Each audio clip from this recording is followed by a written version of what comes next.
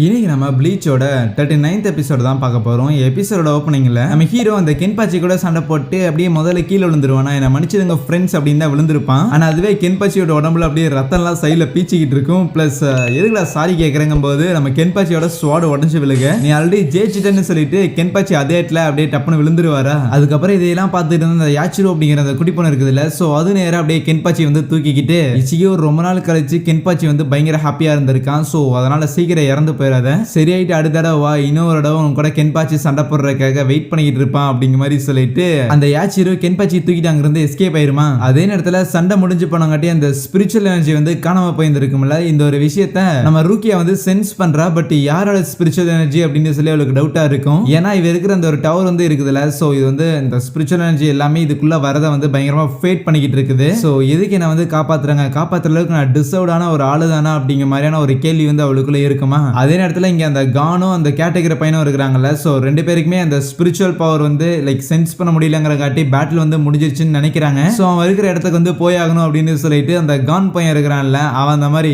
ரோப்பெல்லாம் ready பண்ணிக்கிட்டு அப்படியே swing பண்ணிக்கிட்டு இருப்பான். இது மூலமா நம்ம போகலான்னு. பட் அது அந்த போய் நேரம் அந்த கேட்டகர் மேல விழுக போயிடும். ஏன்டாடி என்ன கொலை பண்ண பாக்குறியான்னு சொல்லி கத்திக்கிட்டு இருக்கேன். இல்லப்பா நான் வேற மாதிரி ட்ரை பண்ணேன், ஆனா அது வேற மாதிரி போயிருச்சுன்னு சொல்லிட்டு இந்த தடவை அந்த கேட்டகரி பையன் இருக்கிறான்ல, அவன் மேலேயே அந்த கயிறை வந்து கட்டிக்கிட்டு அவனை வந்து வச்சு ஸ்விங் பண்ணிக்கிட்டு இருப்பான் ஒரு வெயிட்டுக்காக. இன்னொரு பக்கம் நம்ம ஹீரோ நகர முடியாம அதே இடத்துல தானே இருப்பான். சோ அந்த இடத்துக்கு அந்த பூனை வருமா, வந்துட்டு நான் கொஞ்சம் லேட்டா வந்துட்டேன்னு நினைக்கிறேன், பட் பரவாயில்ல இந்த அளவுக்கு நீ நின்று இருக்க அப்படிங்கன்னா அதுவே பெரிய விஷயம் தான். ஏன்னா கென்பாச்சி மாதிரியான ஒரு ஆள் கூட நீ எதிர்த்து நின்று உயிரோட இருக்கிற அப்படிங்கிறதே வந்து பெரிய விஷயம் தான். ஸோ கண்டிப்பா வந்து நான் சாக விட மாட்டேன் அப்படின்லாம் சொல்லிக்கிட்டு அந்த பூனை வந்து சம்திங் அதோட பவரை வந்து யூஸ் பண்ணுமா. அதுவே கென்பாச்சி மயக்கத்தில் இருக்கும்போது அவனுக்கு சம்திங் ஒரு ஃபிளாஷ்பேக் வந்து ஞாபகம் வரும். ஒரு தடவை காட்டுக்குள்ள இருக்கிற எல்லாருமே அந்த அவன் அச்சு போட்டு உட்காந்துருப்பானா. ஸோ அந்த ஒரு டைம்ல தான் அந்த யாச்சிரி வந்து லைக் ஒரு குழந்தை மாதிரி இருக்கும். அந்த இடத்துல வந்துகிட்டு அப்படி கென்பாச்சியோட சோட பிடிச்சிக்கிட்டு இருக்கேன். ஏய் குழந்தை யார் நீ, என்ன பார்த்தா உனக்கு பயமா இல்லையா, என்ன இங்க பண்ணிருக்கிற அப்படின்னு சொல்லிட்டு அந்த குழந்தை வந்து ரியாக்ட் பண்ணாமலே இருந்திருக்குமா. ஸோ அதுக்கப்புறம் தான் அவன் யாச்சிரோ அப்படின்னு சொல்லி அதுக்கு பேரே வச்சிருந்திருப்பான். அதுக்கப்புறம் கென்பாச்சி கண் விழிக்கும் போது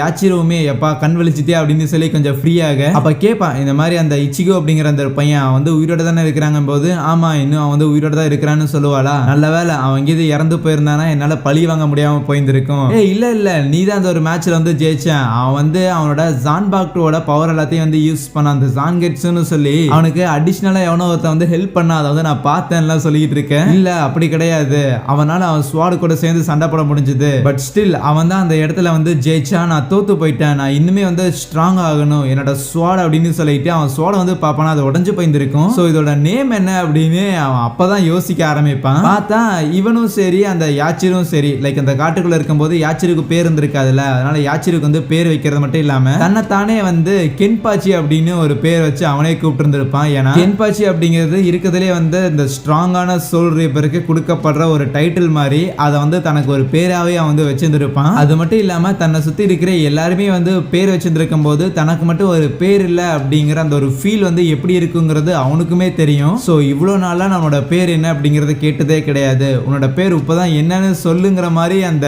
ஜான்பாக்டர் கிட்ட கேட்பானா. ஆப்வியஸ்லி அதுகிட்ட இருந்து எந்த ஒரு ரியாக்ஷனுமே இருக்காது. கென்பாச்சியுமே நான் இன்னுமே ஸ்ட்ராங் ஆகணும்னு சொல்லி அந்த இடத்துல அப்படியே கத்திக்கிட்டு இருக்கேன். அப்படியே அந்த யாச்சிரும் யோசிப்பா, இந்த மாதிரி அவளுக்கு ஞாபகம் இருக்கிற வரைக்குமே வந்து அவளை சுத்தி நிறைய ரத்தங்கள் வந்து இருக்கிற மாதிரி தான் இருந்திருக்கும். ஸோ சம்திங் ஒரு காட்டுக்குள்ள இருந்திருப்பான். அந்த இடத்துல தான் பார்த்தா நம்ம கென்பாச்சி வந்துட்டு இருக்கிற எல்லாருமே வந்து சர்கையாமலா பண்ணிட்டு இருந்திருப்பானா. ஸோ அவ வந்து லைக் ஒரு நேம்லெஸ்ஸா பேரண்ட்ஸ் இல்லாம ஃபேமிலின்னு இல்லாம அப்படிதான் வந்து அந்த காட்டுக்குள்ளே இருந்திருப்பா. அவளுக்கு வந்து பெருசா எந்த ஒரு மெமரி இருந்திருக்காது. ஆனா அவளுக்கு ஞாபகம் இருக்கிற வரைக்கும் அந்த இடத்துல அதிகமான ரத்தம் இருக்கு. அந்த ரத்தத்தை எல்லாத்தையுமே சிந்தினது வந்து நம்ம கென்பாச்சியா இருந்திருப்பான். ஸோ அதுக்கப்புறம் தான் கென்பாச்சி வந்து அந்த யாச்சிரு எடுத்துக்கிட்டு யாச்சிருங்கிற பேரெல்லாம் கொடுத்த. ஸோ அன்னையில இருந்து நீ தான் என்னோட உலகமா இருந்திருக்க, கண்டிப்பா நீ வந்து ஸ்ட்ராங் ஆகுவ, நம்ம ரெண்டு பேரும் ஒன்னா சேர்ந்து இன்னுமே வந்து ஸ்ட்ராங் ஆகும் அப்படின்னு சொல்லிட்டு இருக்கும்போது கென்பாச்சி அதே இடத்துல அப்படியே மயங்கி போயிடுவான். நம்ம ரூக்கியாவை பாத்துக்கிறதுக்காக அந்த இடத்துல ரெண்டு கார்ட்ஸ் வந்து இருப்பானுங்களே. ஸோ அவனுங்களுமே கென்பாச்சியோட அந்த ஸ்பிரிச்சுவல் பவரால லைக் நகர முடியாம அதே இடத்துல விழுந்துருப்பாங்களா, எப்படியோ இப்போ காணாம போச்சுன்னு சொல்லி அப்படி தட்டுத்தனமாக எந்திரிக்கும் போது என்னடே இதை கூட நல்லா வந்து சமாளிக்க முடியலையான்னு சொல்லி ரெண்டு பேரும் மாறி மாறி கலாய்ச்சிட்டு இருப்பாங்களா. அப்போ ஒருத்த மேல டக்குன்னு ஏதோ பச்சை கலர்ல விழுகும் போது என்ன குருவிக்கு இது கக்கா போயிடுச்சான்னு மேல பார்க்கும்போது அப்படியே அந்த இடத்துல ஒருத்தன் போயிட்டு இருப்பானா, டே யாரா நீனு கத்திட்டு இருக்க. அப்ப டக்குன்னு பின்னாடி வந்தா நம்ம கான் இருக்கிறான்ல, ஸோ அவன் அப்படியே அங்க இருக்கிற ரெண்டு பேரும் அச்சு போட்டுருவான். ஸோ அந்த பச்சை கலர் மருந்து யூஸ் பண்ணது அந்த கேரக்டர் பையனா தான் இருக்கும். ஆமா அது என்னது அதை போட்டனே அவனுங்க மயங்கிட்டானுங்கன்னு கேட்க, இல்ல இது வந்து ஸ்பிரிச்சுவல் எனர்ஜி மொத்தத்தையுமே வந்து அப்சர்வ் பண்ணி எடுத்துரும், இது வந்து ரொம்ப ஸ்பெஷலான ஒண்ணு, எங்க மாதிரி ஆளுகளுக்கு மட்டும் தான் இருக்கும் அப்படின்லாம் சொல்லிட்டு இருப்பான். அதுக்கப்புறம் நம்ம ரூக்கியா இருக்கிற அந்த ஒரு ஒயிட் டவருக்குள்ள போகலாம் பார்க்கும்போது லைக் அது வந்து பூட்டி இருக்குமா, இப்போ இது எப்படி ஓபன் பண்றதுன்னு யோசிச்சுட்டு இருக்கேன். என்கிட்ட தான் ஸ்பேருக்கு கீ இருக்குதே அப்படின்னு சொல்லுவான். பார்த்தா அவன் வந்து ஒரு கீ வச்சிருந்திருப்பான். இதே அப்புறம் உங்ககிட்ட இருக்குன்னு கேட்க, இல்ல நேத்து நைட்டு தான் இதை வந்து நான் போய் ஆட்டையை போட்டு வந்தேன். அது மட்டும் இல்லாம நீங்க 2 பேருமே வந்து அதிகமான ஸ்ட்ரென்த் எல்லாத்தையும் யூஸ் பண்ணி சண்டை போடுறீங்க ரூக்கியா வந்து காப்பாத்துறதுக்காக. எனக்குமே ரூக்கியா வந்து காப்பாத்தி ஆகணும் தான். ஸோ ஆர் அட்லீஸ்ட் நான் வந்து சில ரூல்ஸ் எல்லாம் பிரேக் பண்ணிட்டு இந்த மாதிரி பனிஷ்மெண்ட் கிடைச்சாலும் பரவாயில்லன்னு சொல்லி ஏதாவது பண்ண வேண்டியதுதான் அப்படின்னு அந்த கேட்டை வந்து நீக்குவானா. பார்த்தா அந்த கான் வந்து அந்த ரூக்கியாங்கிற பொண்ணை வந்து காப்பாத்துறதுக்காக இவ்வளோ பேர் டிஸ்பிரேட்டா இருக்கிறாங்களே, பயங்கர அழகியா இருப்பாளோ அப்படின்னு சொல்லிட்டு தான் வருவானா. அண்ட் உள்ள பார்த்தா நம்ம ரூக்கியாவை பார்த்தோன்னே லைக் அவனுக்கு ஏதோ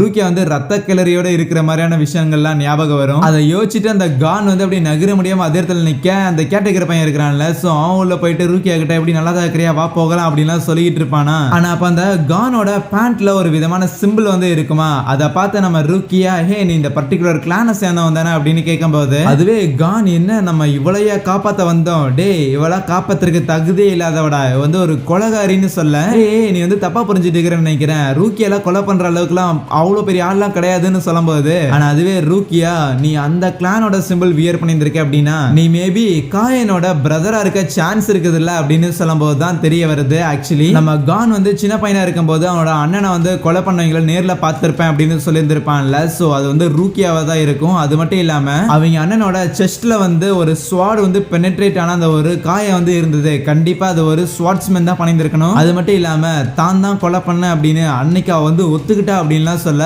இல்ல வாய்ப்பு இருக்காது கான் நீ வந்து வேற யாரையும் பார்த்துட்டு வளர்ற அப்படின்னு அந்த கேட்டகரி பையன் சொல்லிட்டு இருக்கும் போதுமே நம்ம ரூக்கியாவை நடுவில் வந்துட்டு ஆமா அன்னைக்கு காயனை வந்து நான் தான் கொலை பண்ணேன் அப்படின்னு ஒத்துக்கிறான். அவ்வளவுதான் கான் இன்னைக்கே அவனை வந்து பொழந்துடுறேன்னு சொல்லிட்டு ரூக்கியாவை அடிக்க போகும்போது இந்த கேட்டகரி பையன் ஏ இர்ரா இச்சிகோல காப்பாத்துறதுக்காக வந்திருக்காண்டா ப்ளீஸ் அதெல்லாம் கொஞ்சம் நினைச்சு படுற எவ்வளவு தூரம் கஷ்டப்பட்டுருக்கண்டான்னு சொல்ல, கஷ்டமாவது கூந்தலாதுன்னு சொல்லிட்டு லைக் அவன் வந்து பயங்கர கடுப்புல இருப்பானா. அப்ப அந்த இடத்துல அவங்க ஒரு ஸ்ட்ராங்கான ஸ்பிரிச்சுவல் எனர்ஜியை வந்து சென்ஸ் பண்றாங்க. இன்னொரு கேப்டன் அந்த இடத்தை நோக்கி நடந்து வந்துகிட்டு இருக்க, இன்னொரு பக்கம் எய்சன் வந்து இறந்து போயிட்டாரு அப்படிங்கிற விஷயத்த ஷீரோ அப்படின்னு சொல்லி இன்னொரு கேப்டன் ஒருத்தர் இருப்பாரு, அதான் உடம்பு சரியில்லை மீட்டிங்க்கு வரலன்னா சொல்லியிருந்தாங்களே அந்த ஒரு கேப்டன் கிட்ட, என்ன எய்சன் வந்து இறந்து போயிட்டான இந்த விஷயத்தை ஏன்டா இவ்வளவு லேட்டா வந்து சொல்றீங்கன்னு சொல்லி கத்திக்கிட்டு இருக்கும் போது இங்க ரூக்கியா வச்சிருந்திருக்க பிரிசனுக்கு வரது வேற யாரும் இல்ல பியாக்குயாவா தான் இருக்கும். சோ பியாக்குயாவை பார்த்த உடனே இப்போ என்னடா பண்றது, அவன் வந்து அந்த நோபல் ஃபேமிலியோட லீடரா வேற இருக்கிறான், பிளஸ் இங்க இருக்கிற 13 ஸ்குவாட் கேப்டன்ஸ்லயுமே வந்து பயங்கரமான பாப்புலரான ஒரு ஆளுன்னு கேள்விப்பட்டிருக்கேன், அவனை எதிர்த்து சண்டை போடுறதுங்களா வேலைக்கு ஆகாது கம்முனு வேணும்னா சரண்டர் ஆகலாம் அப்படின்லாம் சொல்லும்போது